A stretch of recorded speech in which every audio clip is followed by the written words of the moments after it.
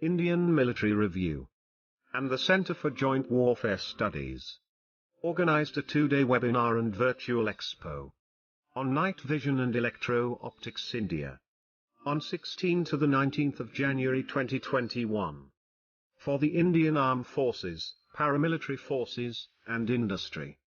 The event covered thermal imaging, image intensifiers, infrared detectors, surveillance and reconnaissance, laser rangefinders, weapon sights, integrated helmets, periscopes and masts, NVDs for platforms, binoculars, goggles and monocles, and fire control systems. The Director General of Infantry, Director General of Capability Development, the Director General of Armored Corps and the Additional Director General of the Army Design Bureau were among the distinguished speakers. There were 7 sessions over 2 days, and the video recording of the proceedings were rebroadcast over the next 2 days.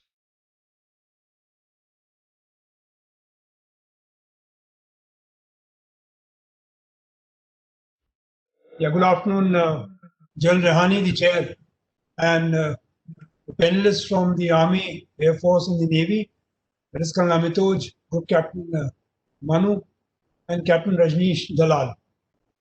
So having had a very engaging and interesting session on emerging technologies that gave us the global and the Indian perspective, now we move on with the requirements of all the 3 services. And I'll introduce General Sanjay Rehani and thereafter throw the floor open to him. So General Sanjay has had a very successful and distinguished military career. He has commanded an engineer regiment, and he has held very challenging appointments of the Chief Engineer at the Western Naval Command as also at Central Command, and has been the ADG Works in the ENC's branch. So with that brief introduction, General Sanjay, who is now the Additional Director General at ADG, at DG Information Systems, the floor is now all yours, General Sanjay.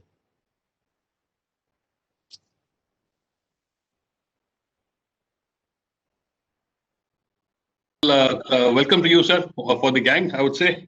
And I also welcome all the panelists along with me. We have Colonel Amitoj Singh giving the Army perspective. He is the director at the Infantry 8. We have Group Captain Manu Singh from Air Headquarters will be giving the Air Force requirements. And we have Captain Rajneesh Dalal from the Directorate of Staff Requirements at the Naval Headquarters. So just as for the starters, let me firstly give my compliments to entire team of CENJOs for organizing a seminar on this very contemporary subject, deeply affecting the conduct of operations across the complete spectrum of warfighting. As we all are aware, we as a nation are currently in a troubled neighborhood, if I may say so, with territorial disputes on our western and northern borders. And along with that, a proxy war or a state-sponsored terrorism resulting in hybrid and conventional challenges for us. Thus, the mandatory aim is to develop and maintain an independent deterrent capability for us. The future conflicts are likely to be short in time and scope and driven immensely by technology. Earlier, the surveillance of the battlefield was a tactical level issue, but now has moved to the operational level. It is now an expanded battle space with enhanced visibility, near real-time situation awareness, and rapid precision capability. A 24/7 environment would mandate maneuver and fight by day and night with greater survivability and lethality for us. The night vision devices would therefore give the capability of executing the high tempo operations irrespective of weather and visibility, thereby achieving spatial dominance. The typical linear battlefield has now been replaced by a 360-degree outlook. Thus, a greater need to equip our soldiers with night vision capabilities from sub-tactical to operational and further to strategic levels.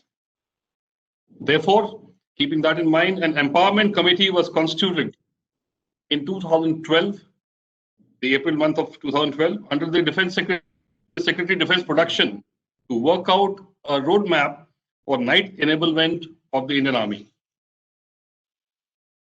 We are currently using the visible and infrared parts of the EM spectrum, that is from 4,000 to 10⁻⁶ angstrom range. The further division is into the active and passive devices, as also the image intensifier and the thermal imaging parts. The emerging electro-optical system requirements, which are coming up now, would look for improved ranges in various atmospheric conditions, as also recognition ranges of up to 40 to 50 kilometers. Large with respect to weight and power, use of multiple bands, that is middle range IR, the long width, and the short wave IR. Image intelligence, smart sensors, data and image fusion, as also the use of spectral information for better target discrimination. The technology of image intensifiers is now spread over the 5 generations and TI over 3 generations, which gives a wide spectrum to operate. The wavelength bands of 3 to 5 microns are primarily used for hot and humid marine environment, and the 8 to 12 microns for land-based dry climate systems. We are currently in the 2nd generation of TI systems and graduating to 3rd generation. The Army, Air Force, and the Navy / the Indian Coast Guard would have their unique requirements because of their typical operating environments and spread of the night vision devices, which fall into 3 categories primarily, that is goggles, the cameras, and the scopes. To cover the canvas today, we have the various panelists on the session from all 3 services. As I mentioned, giving the Army perspective would be Colonel Amitav Singh from the Infantry Directorate. He would be covering primarily the infantry requirements. He is presently posted, as I said, as Director Infantry 8 at the Army headquarters. From the Indian Air Force, we have Group Captain Manu Singh giving the elite quarters requirements. And from the Navy, we have Captain Rajneesh Dalal posted at the Directorate of Staff Requirements at the Naval Headquarters. I now invite Colonel Amitav to give out the Army requirements primarily with respect to the infantry operations. Amitav. Thank you, sir. I hope you can see the video, sir. Thank you very much. So I'll be giving you the infantry perspective primarily to deal with the II, TI, and the future requirements which we are looking at for the frontline troops. I've made a presentation of few slides, just about to share it.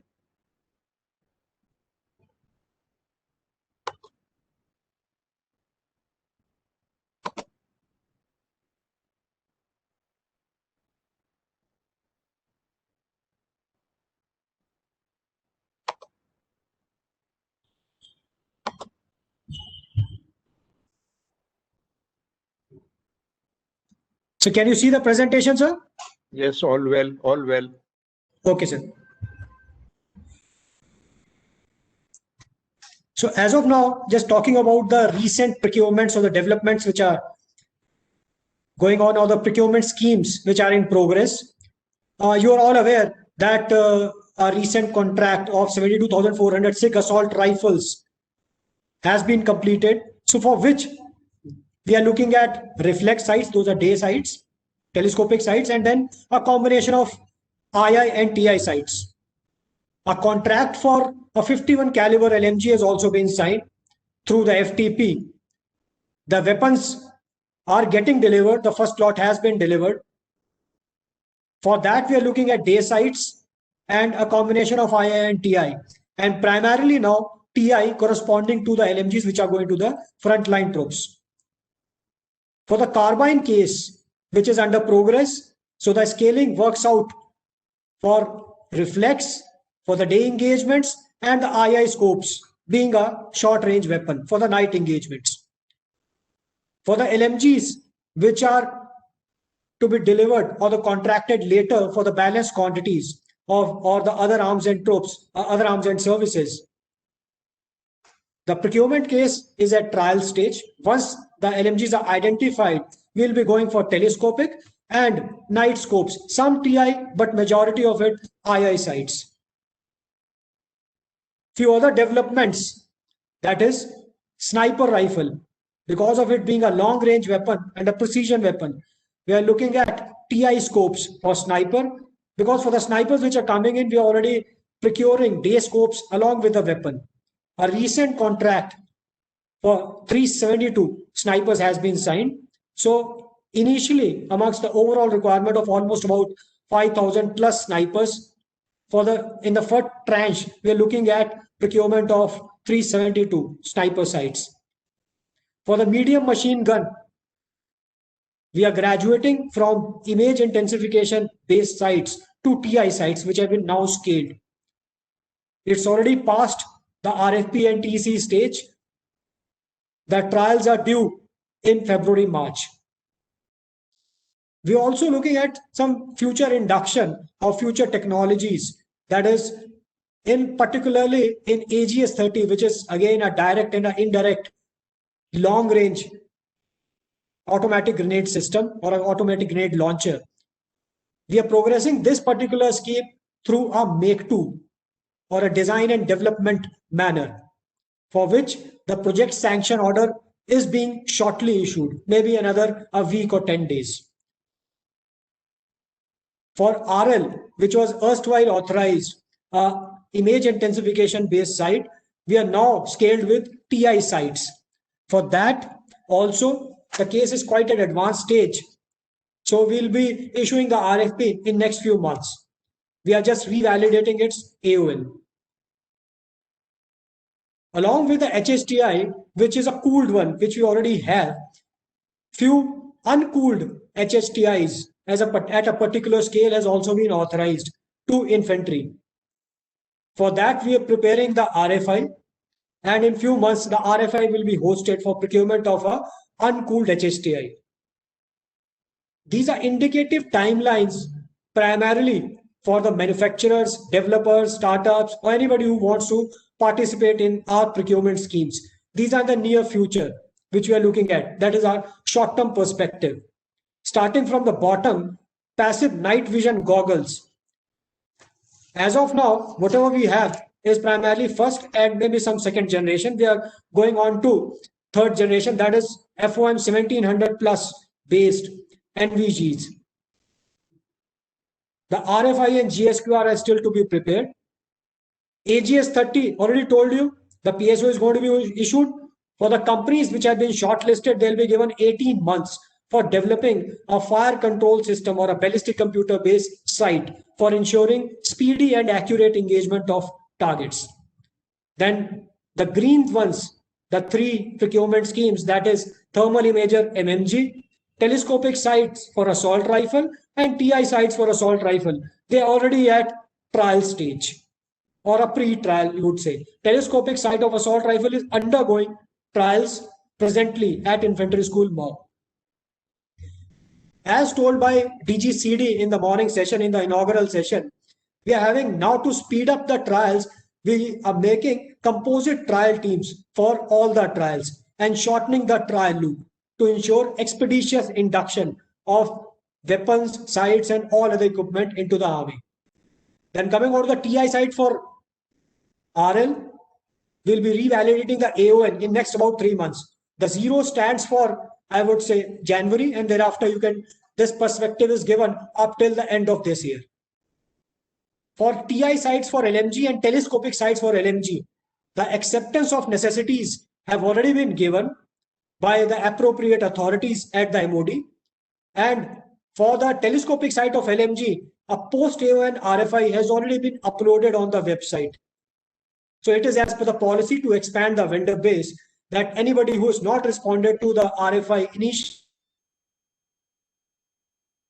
case, and if found,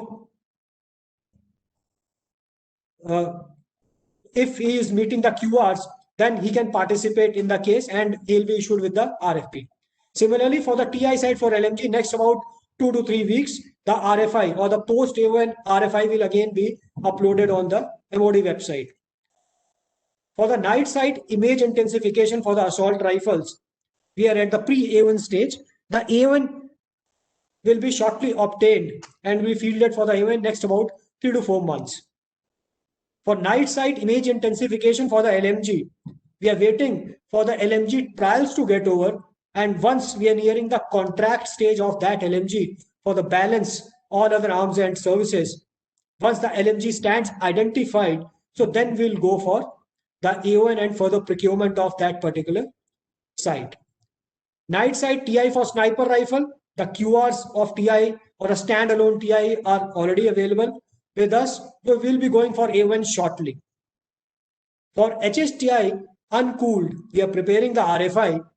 And for all these sites, we also are giving opportunity to the industry, startups, any developers, all those who have their prototypes or the products ready. So before they participate formally in a case or a procurement scheme, they can come and demonstrate their site and evaluate it against the Indian Army requirements, so that when they are participating formally in the case, so they are well in the position to answer the queries, be it in the RFI, RFP, or maybe later on when they are offering their weapons for the trials. So we want to make sure the maximum vendors should clear the trials and should meet the parameters of the QR, in case you've been able to overcome the observations and information which was given to you during your demonstrations and the live firing opportunities which have been offered to you.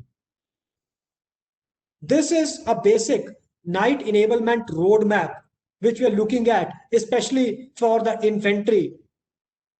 As of now, in service for the individual small arms, as you take your view to the top left, we have passive night sights. We don't have any uncooled TI sights with the small arms as of now. So since they've been authorized, so we're looking at it in a short-term perspective. So a lot of procurement schemes are in progress. The PNSs which we have now, they have a FOM of 950, and maybe some of them, they have a or 1450, 1250 to 14. Effective range is maybe 2 to 300 meters only. What we are looking at now are FOM of minimum 1700 meters, and people are offering even beyond that. For the TI systems, essential parameters comprise of 17 micron, but to enhance the technological capability in the induction which we are looking at, we are also putting 12 microns as part of enhanced parameters with due credit scores. The scales of TI and II, the TI is a new scaling, especially for weapons, and the scales for II have been increased substantially wherever they are existing, like in PNVGs and PNVBs especially. And for the small arms in the mid or long-term perspective, we will be certainly reviewing the QRs after this present procurement materializes to higher FOM. We'll be exploring smart, maybe computer-based or ballistic computer-based sites, and some R&D to increase indigenization in this particular field. For the support weapons, as of now, we rely primarily at crew-served weapon sites. That is, again, those PNSs or II-based devices. Or some of the equipment even do not have that kind of devices also. They are huge, being first generation. And data connectivity, data recording facility is also not available with it. For all the support weapons, we are now scaled TI to effectively explore or exploit its long-range engagement abilities. To ensure that the day sites are not removed for mounting the TI sites or II sites wherever, in the weapons also, and in the small arms, and also in the support weapons. We are exploring clip-on sites along with the standalone sites. And the FCS, as already given to you in the previous slide, we have taken an initiative in exploring that particular ballistic computer-based site in AGS, and if found successful, we'll be replicating the model for other weapons such as AMR, and maybe for MMGs also in subsequent phases.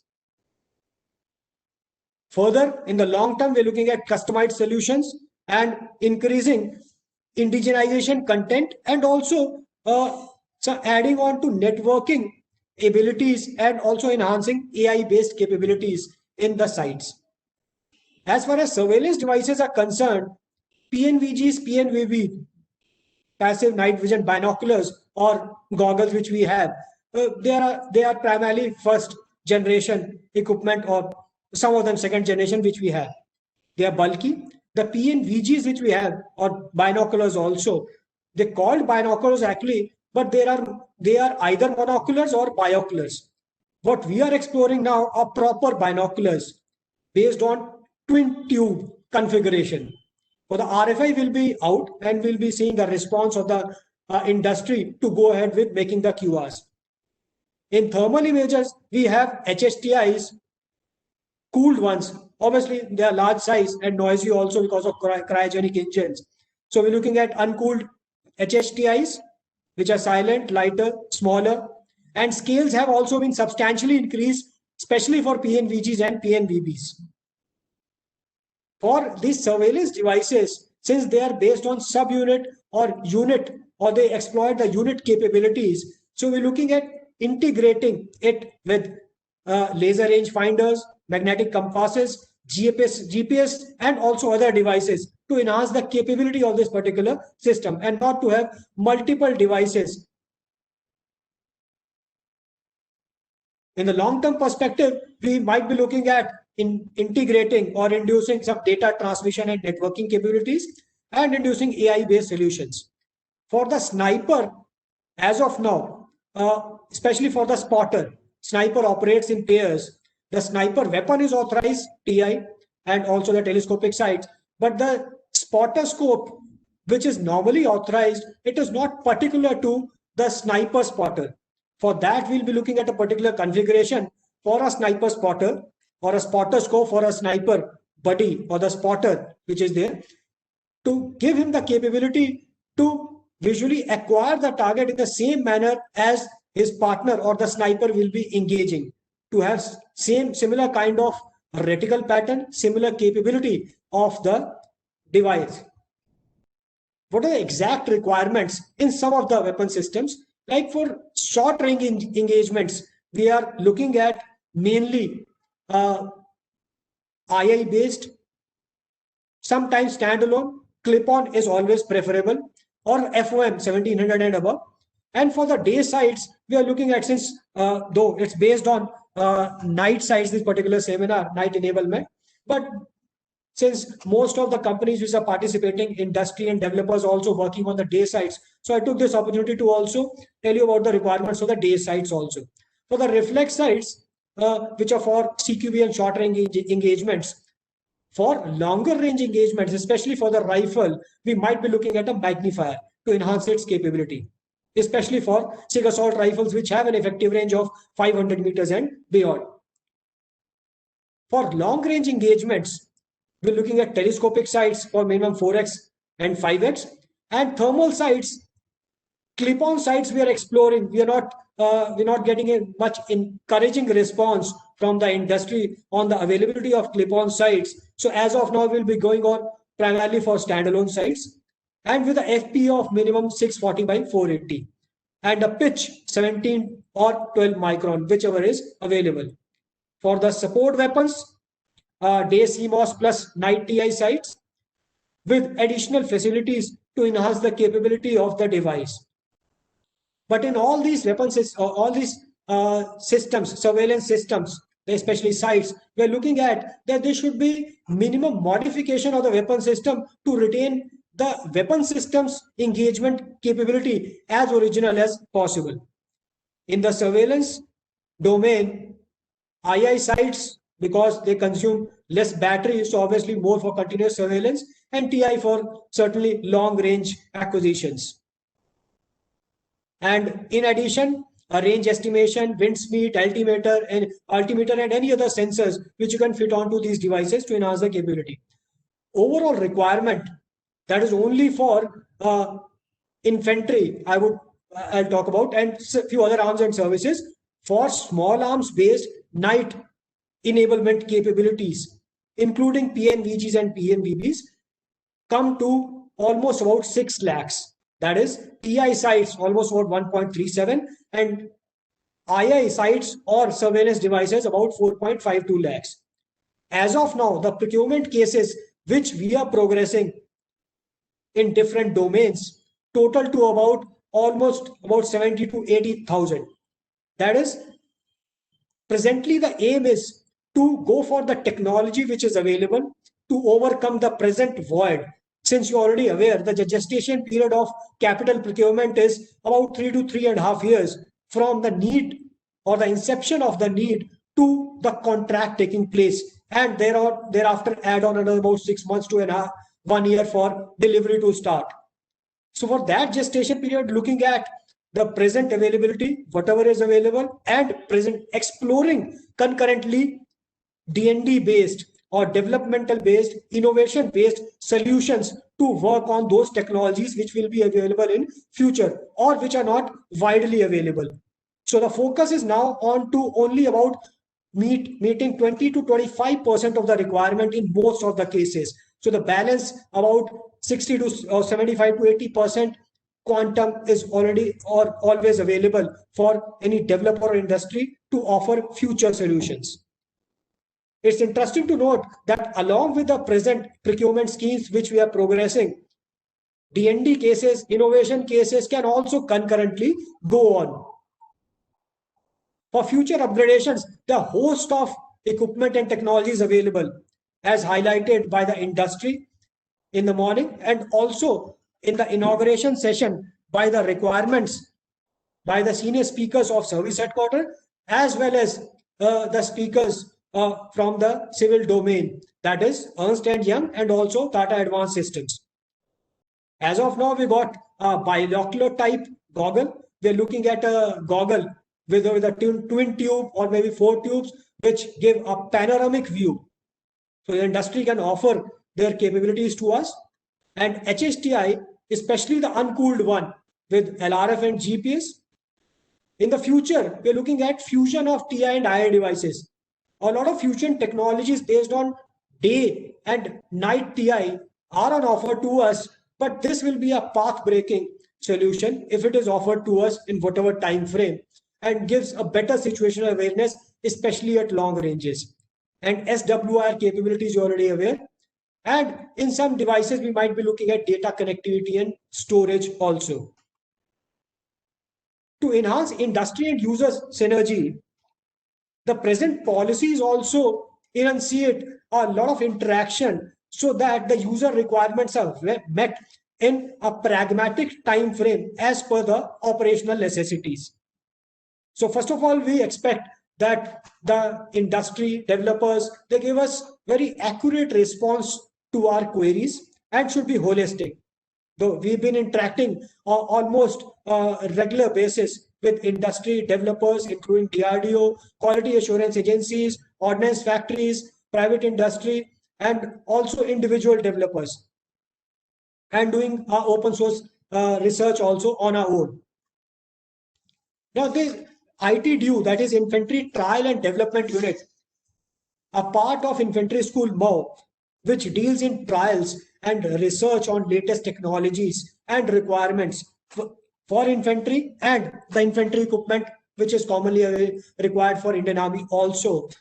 Those facilities are available to the industry, and we've been hand-holding the industry to ensure that the industry is able to develop, modify the system, and induce the improvements in the equipment as per Indian Army requirements to facilitate or to enhance the success in the trials whenever the equipment is offered. We also ensure access to in-service equipment. For that, guidelines are being issued to you, specifically where all you can access the equipment. However, before that, ADB, because of its regular interaction with industry and other agencies, has already disseminated a standard operating procedure to give access to in-service equipment, which is quite holistic in nature, and also in case somebody wants to take over that particular equipment for some time. Parallelly, I'll also request industry to exploit OFB and DRDO facilities. They have extensive testing ranges, labs.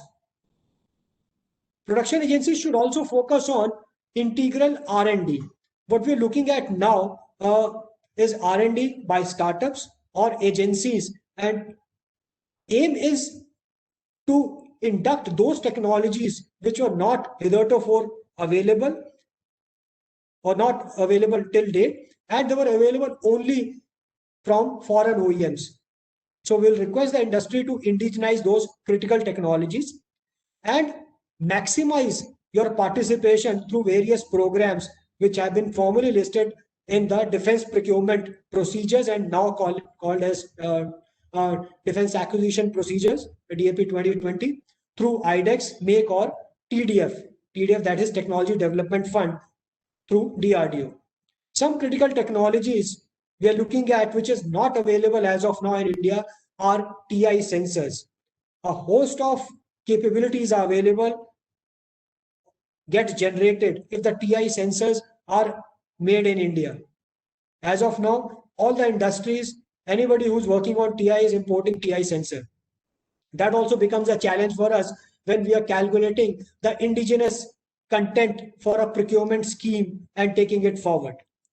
Fire control systems, though fire control systems are already available in larger platforms, but we are looking at miniaturizing those fire control systems to suit infantry requirement, to mount those ballistic computer-based sights onto the small arms or support weapon systems to enhance our capability, to enhance the speed of engagement and also first round hit probability, and to save wastage of ammunition. And parallelly, as some of the industry reps have already highlighted some concern, so we'll be open to response or suggestions for any amendments in the policies or any concerns which the industry has to the policies, so that can facilitate future procurement and streamlining the progress of the procurement procedure ahead. And we will be happy to offer the clarification in concert with other stakeholders. That is all from my side. Thank you very much, sir.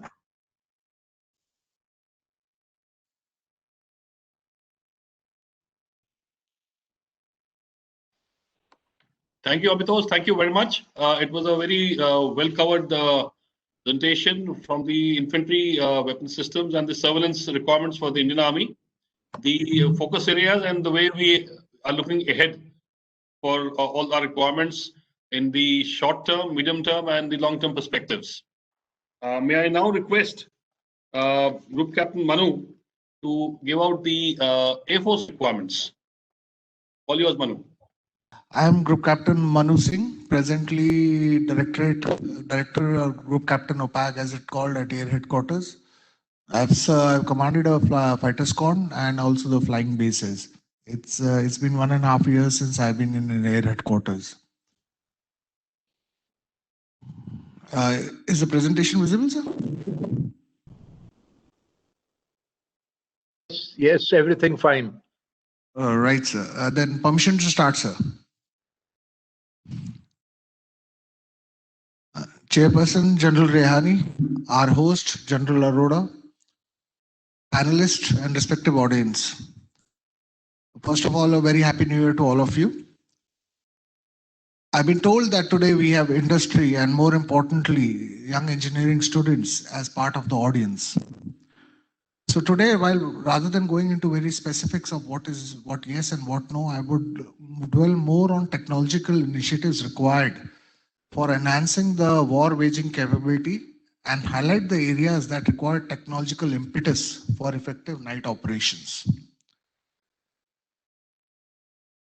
My attempt today would be to kindle the industry and the tech brain power of a country in the audience towards the problem statements that require the attention towards improving our war waging capability as Air Force. Just to take a break from the rhetoric, a famous video of Tiger Hill bombing in Kargil, possible due to the NVDs available with Indian Air Force.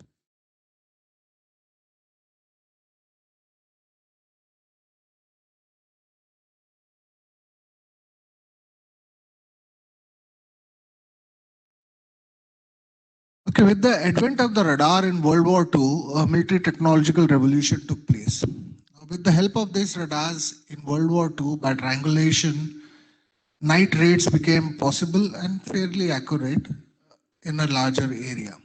Also, night aerial combat became feasible because of the advent of the AI radar. Now, as technology improved, advanced precision night targeting became possible and as of today is a reality. Today, due to technology, airfield operations and general night flying by night is no longer a big challenge. IAF's operations by both fighter and transport aircraft from airfield in eastern Ladakh by night are testimony to the fact. Night by itself still presents a lot of challenges, but with the help of technology, actually it now presents more opportunities. The two aspects of flying and warfare that still require help of the technology and improvement are firstly, the close air support missions by night, and secondly, flying close to the terrain, especially in the mountainous regions by night. Now, for the general benefit of the audience, a close air support, if I were to put it as a layman definition, it involves missions where delivery of weapon is required when our own friendly forces are in very close proximity to the adversary. It is a very, very key capability that all the armies all over the world expect from their respective air forces. As you would appreciate, if I have to deliver a weapon in close proximity to my friendlies, the accuracy and identification both become very, very critical. Now, during World War II era, aircraft used to drop flares or incendiary bombs over the target or the desired area of interest, and subsequently in the lighted up area, the shooters used to use this light for the period that it was available and engage their targets. Subsequently, 50 years down the line, in off desert storms, we had flare pods, terrain following pods available, and the accuracy improved. But interestingly, the technique of flare dispensation to light up the target for the aircraft to engage the target was also utilized, primarily because of the simplicity of the technique for the aircraft and non-availability of technology with some aircraft like A-10s. 70 years down the line today, specialized capabilities like forward-looking infrared, terrain-following radars, laser targeting pods, precision-guided weapons, munitions, and night vision goggles have resulted in an enhanced capability for air forces to effect and wage a war by night. However, night targeting, when especially both the forces are at close proximity on the ground, still remains a challenge. As I said earlier, world over the challenge is primarily because of the factors flashed. First and foremost, identification, to ensure that there is no fratricide or there is no munitions drop on our friendly forces. Secondly, as of today, almost 100% weapons are precision weapons. No NVD singularly can provide a solution for targeting as well as identification. This is the famous Battle of Longevala picture. Just imagine these tanks floating around, maneuvering as of today by night. We couldn't engage them by night or then. And if we were to drop one LGB at every tank, not a very cost-effective solution. So there is a need to come to a solution. So that is my first problem statement for the industry and the engineering budding minds listening out there. We need to create a device or integrate devices to enable application of cost-effective, non-smart weapons by night, with two conditions in the priority. First priority is that they need to be delivered accurately, and second is after identification. So this is a gap which exists worldwide, and that needs to be plugged, and that is where the technology development needs to be looking at. Moving on. Flying close to terrain by night, especially in the mountainous region, remains a challenge. NVG's night vision goggles for the slow mover aircraft, terrain following radars and pods like LANTIRN, which stands for low altitude navigation targeting infrared by night, have presented a solution for the fixed wing aircraft. But is it enough? We all know the limitations of the NVG, visual fatigues, cone of vision, and that has been adequately covered in the earlier sessions, and I'm sure the audience are well aware of them. Today, in the kind of dense air defense environment that we have with very effective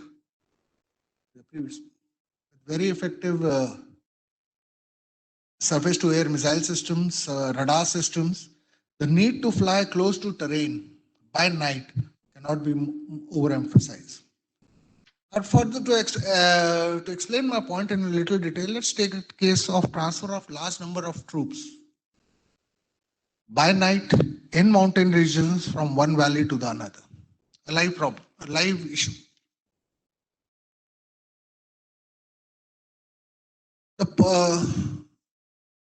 The limitations are known. The activity can be undertaken today, but it is with limitations. The limitations we are well aware of. Now, NVG alone cannot be looked at as a solution to overcome this problem or the limitations, so to say. Integration of capabilities and technology will present a more effective solution to execute this mission with more reliability, success rate, and with lesser number of limitations. So my problem statement number 2. We reduce the reliance on NVGs through other technological alternatives to be able to undertake rotary as well as fixed wing combat operations per night. When I say operations, primarily I am looking at flying at close to the terrain, especially in the mountainous region. Now, a lot of our technology has been derived from the nature. To amplify my problem statement, I'll give an example of bats. The bats, how do they hunt their prey by night? It is by sending out high-pitched frequency signals around, which is received by them back after reflection. They are able to triangulate and identify the prey. Using the same methodology, they fly towards the prey, and if any obstacles are there in between, they are able to circumvent or navigate through them, avoiding them. This is what I mean when I say we need to integrate other alternative technologicals along with NVG to come up with a more effective and a more robust solution. The way ahead is we need to replace the existing NVDs with the Made in India brand, goes without fact, with the same performance capabilities, if not better, and follow it up with the technological solutions of the problem statements that I discussed earlier. Now, all these technology development has to be undertaken with the contours that are highlighted in yellow. Look at the possibility of one night smart aircraft being able to guide other non-night smart aircraft for navigation and targeting. That would reduce the reliance and would increase the weight of attack that can be put on a given target system. Goes without saying, the solutions have to be low cost so that they can be easily adapted, integrated into the system. And most importantly, it should require minimal modification to the aircraft and cockpit. Because please understand, especially for the engineering students and the industry, moment you say a change in the aircraft wiring or the aircraft cockpit, it goes into a different loop altogether, and the gestation time increases dramatically and drastically. The idea is to have slap-on systems which can be slapped on to a multitude types of aircraft and be integrated in multitude types of cockpit.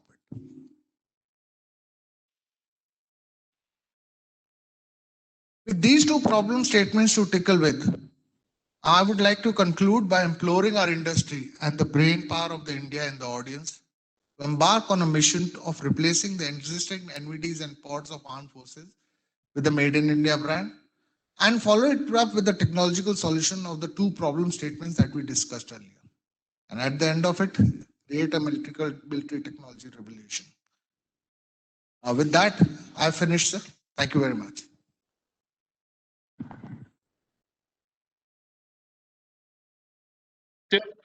With respect to all the limitations, the promise, the opportunities that it has given, as also the way ahead, which you covered so eloquently in your talk. Thank you very much. Now we move ahead with Rajneesh Dalal from the Indian Navy to give out the naval perspective and the various aspects to the night vision systems that the Navy is into and what they're looking at. Rajneesh, all yours. So thank you very much. Just to introduce myself first, sir, General Srivastava, Director St. George, the chairperson, General Rehani, my fellow panelists, host General Arora, and all the audience.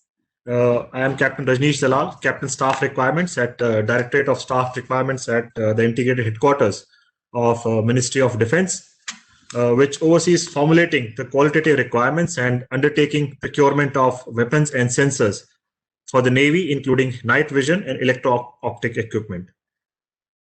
So over the course of next 15 minutes, I would provide an overlook of Indian Navy's requirements for night fighting in terms of night vision devices, electro-optical devices specific to the maritime domain. And just as a disclaimer, I would say that being a smaller service, we always rely on expertise of our sister services, both Army and Air Force, in the domains of small arms and in the domain of aviation. So IN is presently pursuing joint cases with both Army and Air Force in these domains. And therefore, I would limit my presentation only about systems which are shipborne or maritime aircraft borne, and as well as the maritime special forces.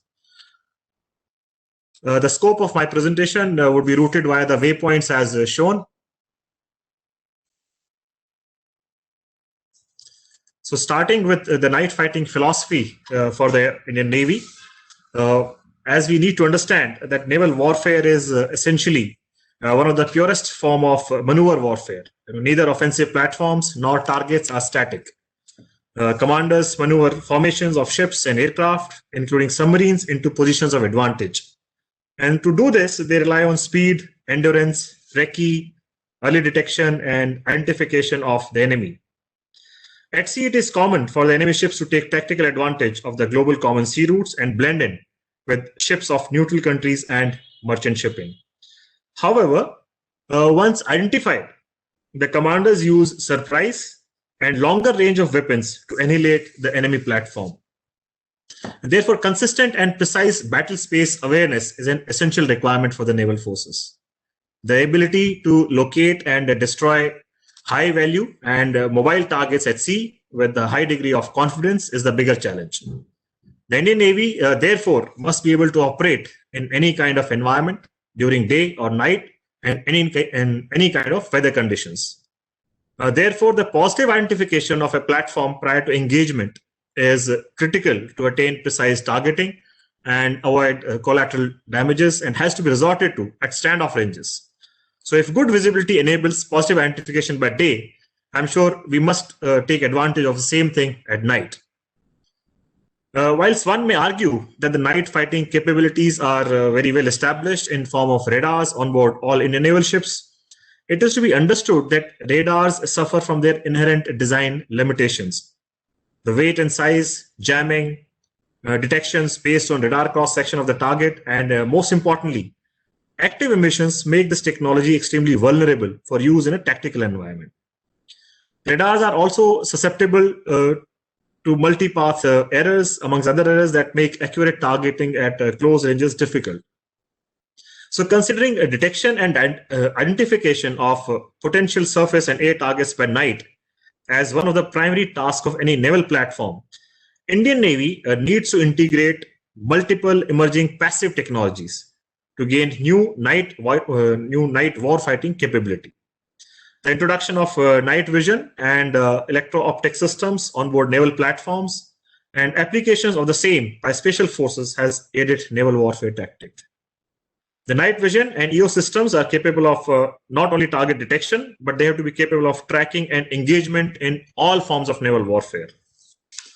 The electro-optical system is an advanced system, as we all know, for passive search, detection, recognition, classification, and tracking of surface, coastal, and air targets. Therefore, the key requirement of this system that we are looking at is to have the ability to operate in a marine environment under all weather conditions. The performance of the system should not get affected by spatial propagation conditions in terms of scattering, absorption, and contrast. The system should be able to give us 360-degree coverage, stabilize for roll, pitch, yaw, conditions which are very, very specific to sea, and should be tested to withstand those harsh marine environment. The system should also be compatible with shipboard combat management systems for generating targeting solutions for weapons. So most primarily, the system should have capability to detect and classify objects, varying from a small craft to a submarine periscope to an incoming missile. And the system should therefore be a multispectral device for assured performance under all conditions of propagation and target characteristics. The EO technology, therefore, that is applicable as far as we are concerned is as flashed on the screen. And the next part of my presentation will amplify the shipborne, airborne, and special operations requirements for these equipment.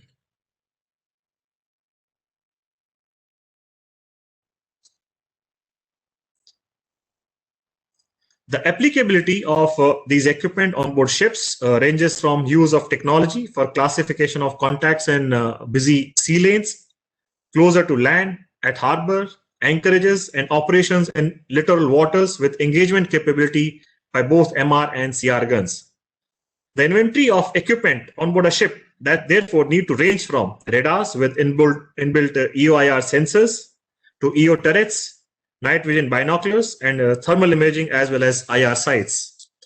The targeting devices include electro-optical sights which are interfaced with the guns to provide targeting information for carrying out attacks using anti-shipping missiles, rockets, and machine guns. These systems assist the operator on board a ship in classification of target at night for further engagement by MR and CR guns. So IAN presently has a plethora of Indian as well as imported OEM equipment like the Eon 51, the standard optronic pedestal, the imported electro-optical device, Bagheera, which are all used for classification and further targeting by medium and close range weapon systems fitted on board ships. In this regard, a case for procurement of electro-optical infrared search and track device is presently being progressed by the Indian Navy for immediate future, and I would cover that in a little more detail in subsequent slides. Further, night vision devices like night vision binoculars, thermal imaging sensors, thermal contrast sensors, CCTVs, and IR sights are also being used on board ships and submarines extensively for detection of enemy divers and saboteurs in harbor and at anchorages, to locate suspicious floating objects, and during night for VBSS operations. Moving to the airborne domain, detection and identification of potential surface targets by night is one of the primary tasks for naval aircraft. The requirement is to detect the targets without giving away your own position. And the dynamics of using these equipment on an aircraft is different, and I'm sure Air Force will agree with it, by virtue of it being a fast-moving platform with a rapid rate of change of the target bearing as well as the range. The challenge of precision strike from standoff ranges is yet another one. The above challenges are superimposed in a naval environment with the night flying over sea and the night operation of an aircraft from a moving deck. The key attributes of an airborne system should have minimal user intervention and optimized tactical display for the pilot, streaming of videos over data link, image fusion, and airborne aided target designation. The night surveillance devices for an aircraft, what we need to think of, also include NVG compatible landing aids for ships, including NVG lighting assisted by other aids such as homing beacons, data link, including helmet mounted night vision goggles for pilots. The design sensor that we are looking for, therefore, should enable positive detection by the use of FLIR and should also aid the pilot in night operations during low-level flying.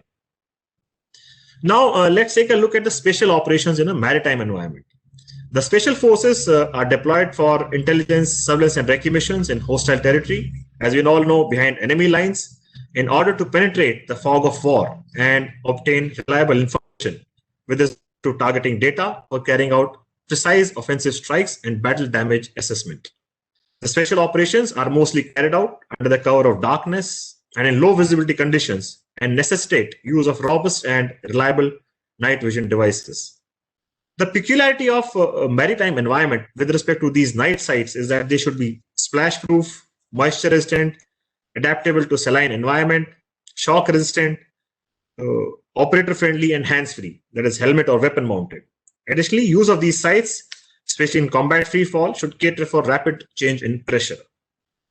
The NVDs that we are currently pursuing for the special forces include thermal imagers, binoculars with compass and rangefinders, and night vision sights, which could be either weapon or helmet mounted. Preferably, NVD should be helmet mounted with 4 tube and 4 eyepiece configuration, so as to provide a better field of view of more than 97 degrees. Presently, the arrangement of twin tubes is having field of view of only about 47 degrees. Additionally, night vision binoculars should have features of auto gating and white phosphorus display. So with regard to NV monocular, it provides a night vision capability to a single eye while also retaining ocular vision on the other eye. And that allows the operator or the special force person to instantly focus attention on target in both normal as well as low visibility conditions. So the requirement of these devices is obviously for Gen 3 and above.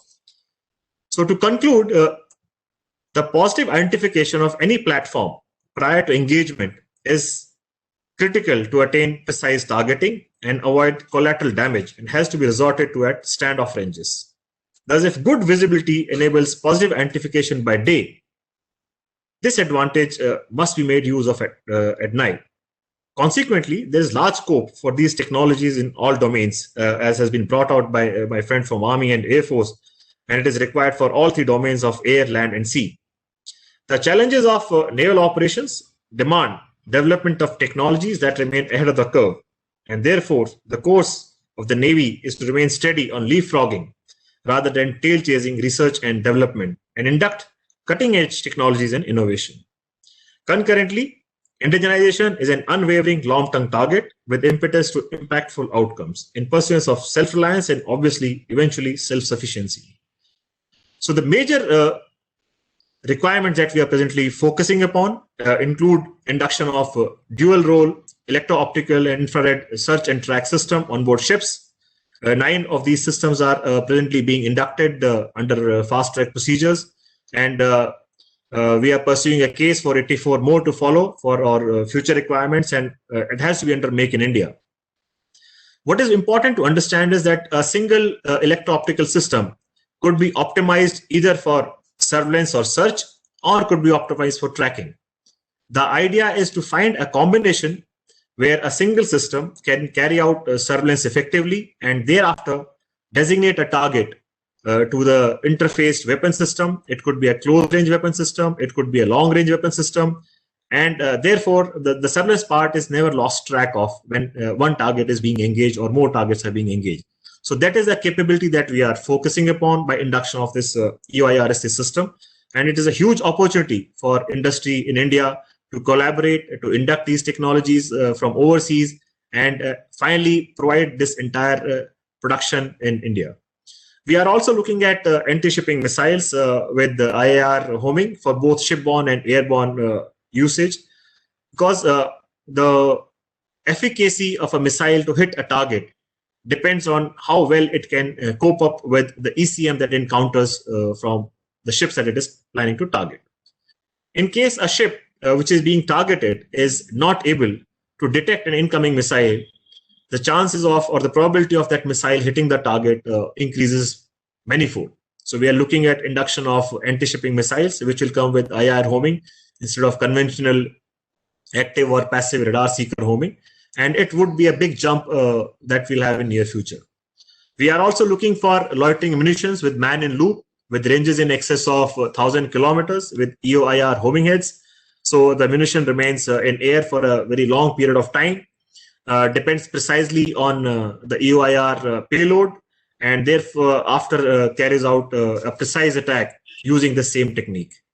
We are also looking at the induction of swarm technologies with payloads which are based on EO/IR targeting, which would make any enemy platform to counter them very, very difficult. We are also pursuing cases for smart munitions for MR and CR guns, where the munition itself could be guided after it has been fired by either a satellite link or by a designator. And thereafter, in the terminal stage, it is able to carry out its targeting in a very precise and focused manner. So with that, I have finished with the Navy's requirement for night fighting, sir. And any questions that we have, we can take it on, sir.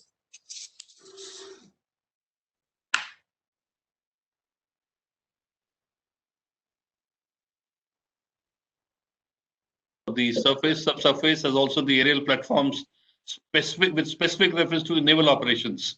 I think a good coverage there. Just to sum up the whole session now, I would just take a few seconds. Firstly, as far as the Army goes, they have put across their short, medium, and long-term perspectives.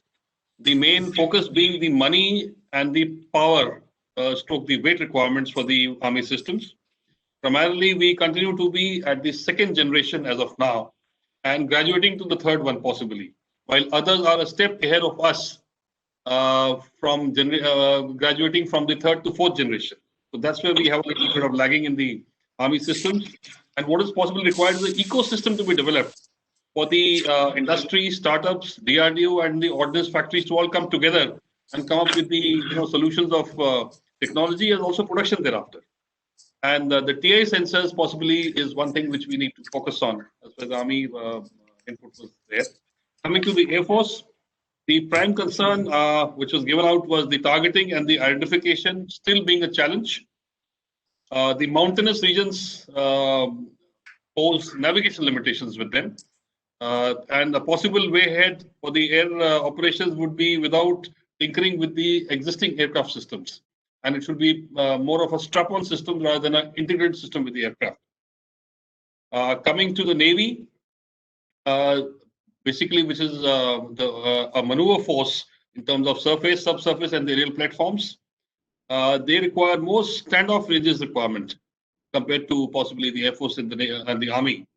And mostly the systems what they have are the radar-based visibility with limitations as of now. Passive technology is what they're preferring because of obvious requirements, and the prime requirement being the tracking and the engagement capability is what they're looking forward now in the multispectral device requirement. With respect to the sea night flying and landing requirements is another typical of the Navy, which may not be so much with the Air Force and the Army. As also the operating environment of moisture and the saline requirements with an enhanced field of view is what the Navy is looking at. So with these issues in place, I think the future trends which are emerging, which may not give the complete solutions, but possibly in an integrated manner, we may be able to find out the final answers. The NVDs which are coming up are more in the fields of digital, enhanced, active NVDs, ultra-sensitive NVDs, ultra-light, primarily with reference to the Army, and core NVDs. So some of them possibly can give the answers, as also maybe newer concept of illuminating the battlefield for that restricted area what we need. Maybe in terms of some kind of area illumination through the aerial platforms, which obliquely the Air Force speaker did cover. and with possible easier cryo cooling technologies. Maybe that will give a push to the enhancement of the NVDs once we go in for those things. The current people who are into this business in India who are providing us the NVDs are Dell, DRDO, the ordnance factories, and of course now the joint ventures of MKU and the Tombo are coming in, which would possibly be giving us a little more boost. But a lot remains to be covered, and of course the bottom line being it needs a lot of money, a lot of technology, and weight reduction. With those remarks, I wish to conclude the session. And I would pass it down to General Arora in case he has any remarks, or to General Srivastav for giving his remarks. One small announcement: once we finish, the next session would commence immediately after 20 minutes or so. Thank you very much.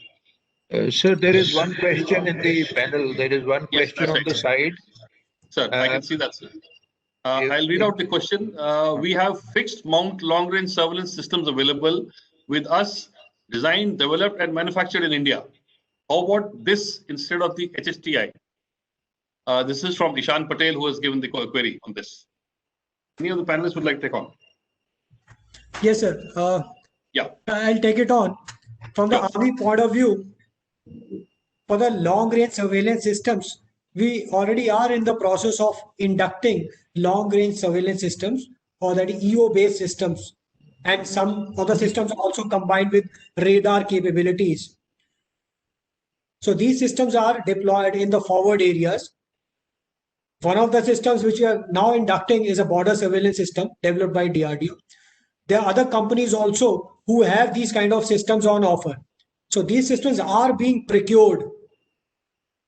So in infantry, as you're talking about, so I told you about the HHTI, cooled and uncooled. And these systems are more for our sectorized requirements. So in case these systems are on offer, the inputs can be sent to service headquarters, and it will be directed to the directorate or the branch which is procuring these kind of systems. Thank you, sir. Thank you, Amitosh. Anything from the naval perspective on the fixed platforms? Rajneesh, anything would you like to cover?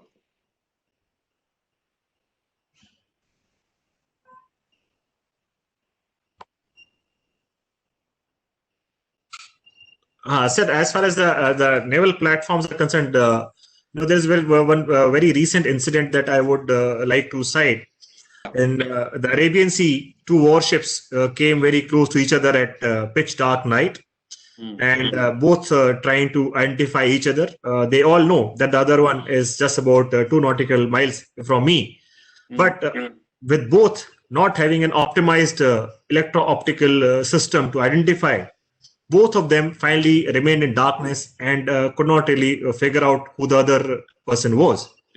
And therefore, as far as requirement of electro-optical systems is concerned, including standoff ranges, is very, very important. While the radar may pick you up, but the radar cannot classify you. And that has to be taken on by another technology in combination. And therefore, this system that we are presently pursuing, they have the capability to identify to the ranges of 20 to 30 kilometers presently. But obviously, they are all limited by the radar horizon or the visibility horizon ranges, horizon of the eye, because of the curvature of the Earth. But we are in the process of inducting systems which are long-range systems, which could be launched from a ship and recovered back using a swarm technology or using a floating loitering ammunition part with very, very long endurance for up to 12 hours.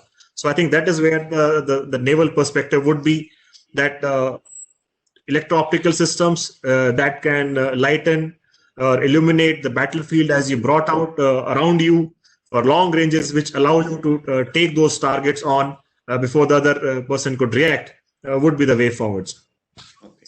Thank you, Rajneesh. I think well covered. We've given all the perspective what we have. Anything from the Air Force side if you would like to cover, especially with respect to the air defense part, if you have anything to add on.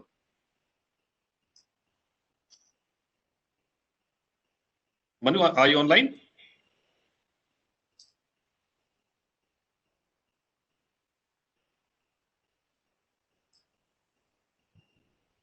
Manu, we can't hear you.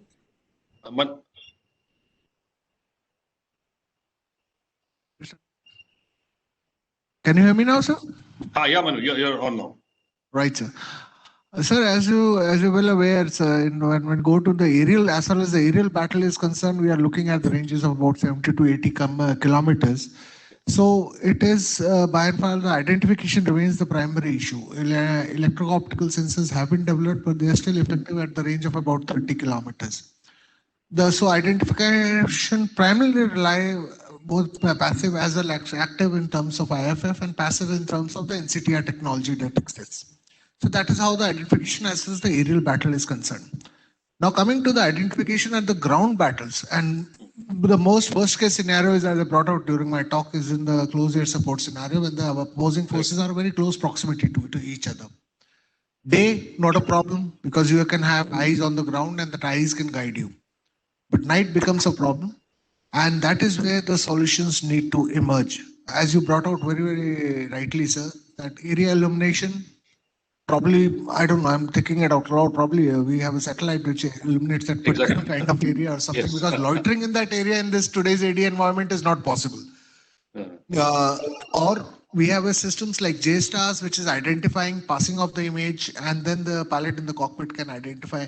But at the end of that, at the bottom of in the whole process, as the Navy guy also brought out, detection, not a problem.